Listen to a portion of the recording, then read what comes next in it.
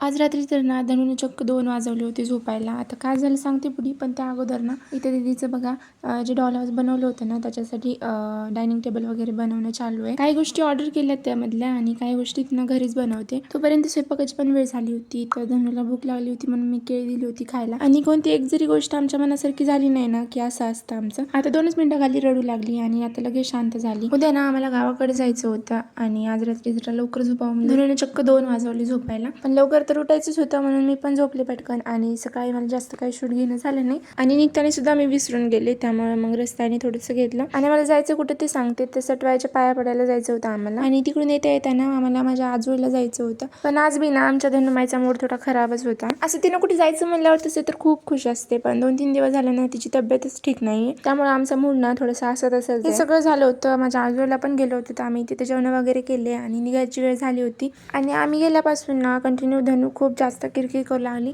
त्यामुळे माझा मूड खूप खराब झाला. त्यामुळे मला कवा घरी जायला वाटू लागलं. चला मग त्याच्यासाठी एवढंच व्हिडिओ आवडला असेल तर लाईक करा. बाय.